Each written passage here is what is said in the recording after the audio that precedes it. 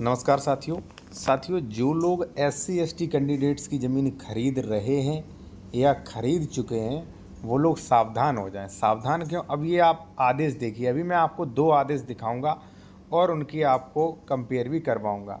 यहाँ पे साथियों आप देखेंगे, यहाँ पे गांव का नाम दिया गया है, तहसील जिला लखनऊ, भूमि समस्त भार यानी कि लोन वगैरह जो कुछ भी हो मुक्त करके राज्य सरकार में निहित की जाती है तथा भूमि राज्य सरकार के नाम अंकित हो। यानी कि जो एक व्यक्ति ने ज़मीन खरीदी थी, ए व्यक्ति ने जो है बी से ज़मीन खरीदी थी लगभग जो है 2014 में, और इनका जो है 2026 में जो है इनका ये रिजेक्ट हुआ। ठीक है, यहाँ पे आप देख सकते हैं 2014, ठीक है, 21/4/2014 निरस्त किया जाता है।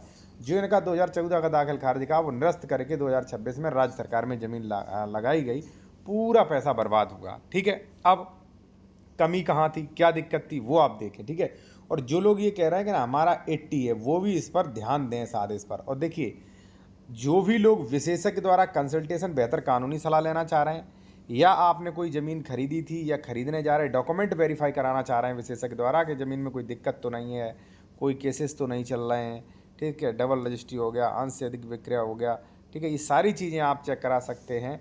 व्हाट्सएप नंबर वीडियो के डिस्क्रिप्शन में मिल जाएगा।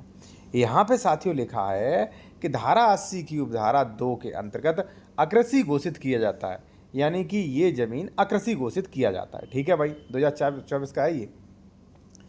आख्या दिनांक 20/1/2024 आदेश का अंग रहेगी। धारा 98, अब देखिए इसी में मेंशन किया है, मैं इसी आदेश की बात कर रहा हूँ। धारा 98 में निहित प्रावधानों का दुरुपयोग रोकने के लिए स्पष्ट किया जाता है। देखो, भले ही 80 था, फिर भी इस आदेश में स्पष्ट किया गया कि भाई साहब, प्रश्नगत भूमि विक्रय हस्तांतरित अनुसूचित जाति जनजाति SC ST के अन्य जाति यानी कि नॉन SC ST को किए जाने की परिस्थिति में उत्तर प्रदेश राजस्व संहिता 2006 की धारा 98 के अंतर्गत मतलब अंतर्गत विषय अंतर्निहित रहेंगे, यानी कि वो भी इसमें इंक्लूड रहेंगे।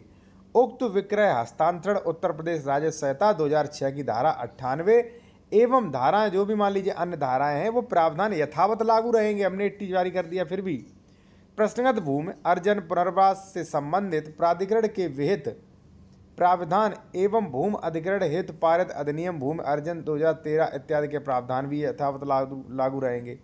ठीक है ना। तो इन्होंने स्पष्ट कर दिया कि भाई साहब, मैंने जरूर 80 कर दिया, लेकिन 98 की परमिशन से मुक्त नहीं कर रहा हूं मैं जमीन, परमिशन फिर भी लेना पड़ेगा। दूसरा, कई लोग पूछेंगे ये गलत है वीडियो, ये कुछ भी बना देते हो, तो मैं उनसे एक सवाल करता हूं। अगर आपने SC SC की ज़मीन खरीदी है, SC ST की, तो दाखिल खारिज हुआ कि नहीं? हमारा जवाब है आपको कि नहीं हुआ होगा। ठीक है ना। अगर सारी चीज़ें सही हैं तो फिर हुआ क्यों नहीं, यानी कि कहीं ना कहीं गड़बड़ी है। तो इस चीज़ से सावधान रहें साथियों। और जो भी लोग कानून की बेहतर जानकारी लेना चाहते हैं वो कोड ड्राफ्टिंग नियम ई-बुक देख सकते हैं। इसमें कई चीज़ें आपको दी जाएंगी, कई चीज़ें आपको मिलेंगी। स्टे, आदेश, स्थगन, अवैध निर्माण, दाखिल खारिज रुकवाने के लिए, दाखिल खारिज रेस्टोरेशन, दाखिल खारिज कैंसिलेशन, रजिस्ट्री कैंसिलेशन, ठीक है, कब्जा हटवाने के नियम, जमीन बंटवारा, सीमांकन संशोधन, सूट फॉर डिक्लेरेशन, कैविएट, ये सारी चीज़ें, कौन सा केस किस न्यायालय में चलेगा, वाद पत्र, न्यायालय का चयन, मूल्यांकन, अंतोष अधिकारिकता, ठीक है, वसीयत, प्रोविडेंट, भरण पोषण, मेंटेनेंस, जमीन विवाद की धारा 145।